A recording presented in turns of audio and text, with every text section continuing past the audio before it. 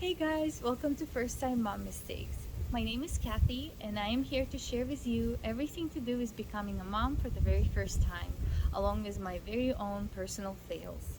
No fancy makeup, no fancy effects or anything, just keeping it real with you for about 10 minutes, talking about things that are hopefully very useful. So today's topic is pumping. Some of you might be looking to pump exclusively, or you might be looking to supplement breastfeeding with pumping, either because you're going back to work or because you're looking to make a bottle, now and again when you have to run an errand. I was personally not looking to pump exclusively at all. I was looking to breastfeed, and I did learn a little bit about supplementing this pumping from one of the prenatal classes, but it was pretty limited in terms of information. And when my breastfeeding journey did not go well, which I have a whole video on, I ended up having to pump. And my pumping actually started at the hospital. I believe it was the very next day after giving birth that I was told that I had to start pumping. So I am going to share with you some of the mistakes that I made along the way that I really wish I could have, taken back, because I believe that my pumping journey could have gone a lot smoother. So the very first mistake that I made was I did not get my pump ahead of time from insurance. Now, most insurance plans do cover a free pump, so do check with your plan. I did learn about this from the prenatal class, so I did start the whole process, but I wasn't in any hurry since I was thinking, la la la, I'm going to breastfeed, and all it is a choice, right? It's not that simple, it turns out. So I did not have my pump when I had to start pumping, and I ended up having to rent one from the hospital, which was pretty expensive. I was paying, I think, over $100 a week for the rental. Now, it was a hospital grade pump, and it got me through, but I really wish that I had my own pump from the get go. So when my pump did come in, and it was this Medela pump that I got, my second mistake was I thought it was not going to be as powerful as the hospital grade pump, which was pretty big.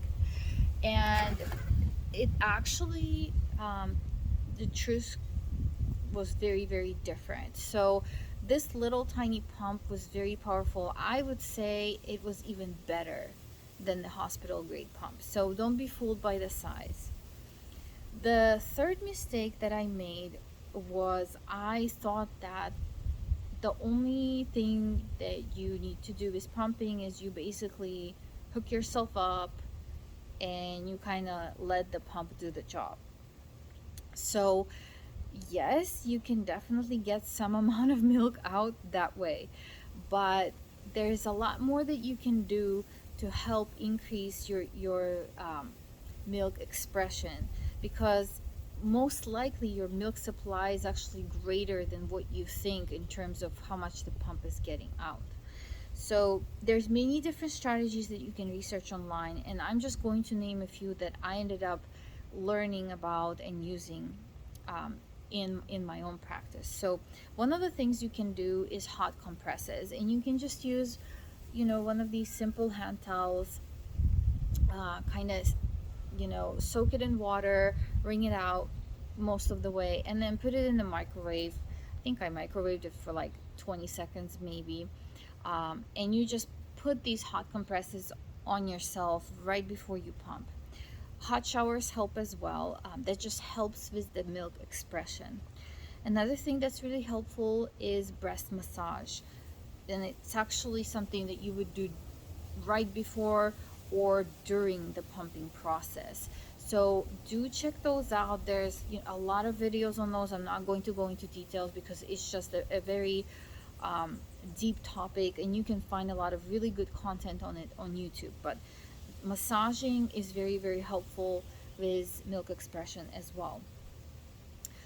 You can also get one of those little vibrating massagers, or if you want to be really cheap, like I was, and you have a Sonicare brush, you just use your Sonicare, and it actually really works. It can really help when you start to get some hard spots, maybe you're not getting the milk out as well as you want to, what you do then is, or what I would do is put a hot compress on it and then use the vibrating toothbrush, massager, whatever you have, that can really kind of shake it up and get the milk flow going. So those were a lot of the things that I initially didn't know about, and I just, was pumping, and I was definitely under expressing. Another huge mistake that I made was I thought that the pump would be the most effective thing outside of course, the baby actually sucking the milk out. Turns out not always the case. So what happened was, and as you'll learn, a lot of times one of your breasts expresses more milk than the other. And it's called, some people call it like the lazy boob. And that's what I thought was happening, and probably was. So I really wasn't paying attention to it much until the side that was not expressing as well just kept kind of going down and down and down, and I was kind of getting worried, like, why is it so much less?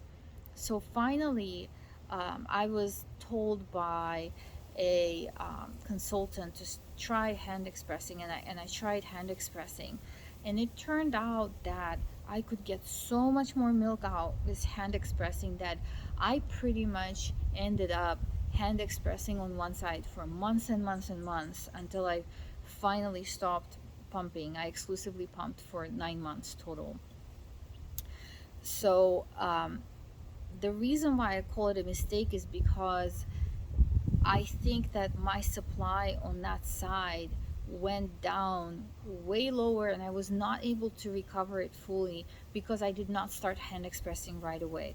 So if you notice that on one of your sides the pump is not getting the milk out effectively, don't just assume your breast is not producing. Try hand expressing. I definitely would. I think it would have been very helpful. Then of course, another little tip is you have these attachments on your pump, right? And they come in different sizes. So this is also something that's going to influence how much milk you can get, as well as how comfortable you are versus how sore you're going to get. You need to get a good fit. So one thing that I didn't know is your pump's gonna come with a couple of set sizes, but you can get a lot more sizes on Amazon, which I eventually did get. And that can really, again, influence how much you can express. So do check that out. In terms of comfort, one tip that was given to me is you can put a little bit of olive oil on the inner rim here, if you're still uncomfortable after getting the right size. And that can really help, especially when you're doing things like power pumping, which basically means you're gonna pump and pump and pump, and you can get pretty sore. So another mistake, I didn't start power pumping right away, and again, I think probably could have boosted my milk supply more if I would have power pumped from the get-go. So power pumping is a technique where you kind of pump off and on for essentially it's a full hour stretch. So you do 20 minutes, 10 minutes off, 10 minutes, 10 minutes off, and then another 10 minutes. And what you're trying to simulate is your baby's really hungry, and you're trying to send a signal to your body that, hey, you're underproducing milk, so you need to get the supply going. A very helpful technique. You need to practice it regularly, if you really wanted to get your supply going. So that was another mistake, that I didn't incorporate it from early on. And then finally, last but not least, the biggest thing about especially exclusive pumping is I just had no idea how hard it was. Exclusive pumping is extremely hard when you have no support or very little support. And even with support, it's going to impact a lot of things. So normally, just think about it, you breastfeed your baby, and when your baby goes to sleep, you're gonna go to sleep, right? And that's what you're told by doctors and so on, is when the baby sleeps, you sleep. That's how you're supposed to recover after labor. Well, with pumping, once you put your baby down and the baby's asleep, you need to pump. So by the time you set up the pumping session, right, you do the pumping and you clean up, you're getting at least a half hour less sleep than you normally would. In my case, it was even less because I could not get enough out in 15 minutes. Normally it's the normal session is considered 15 minutes. So, and then if you power pump, which I did to try to increase my supply, then you're getting even less sleep. So just biggest thing, it's gonna lead to more sleep deprivation. Definitely need support, in terms of while baby is awake, when you need to pump. I tried pumping kind of while taking care of the baby, but then when you lean over, the milk starts spilling and all that, and it's not very easy to move around. So just keep that in mind. I think it's definitely worth it. I was able to continue feeding my own breast milk to my baby for a very long time thanks to pumping, but I would not underestimate it. So that's about it for pumping today. I hope this talk was very useful. If you have any questions, please do not hesitate to ask me in the comments below. If you like my channel, please subscribe, and I will see you again next time.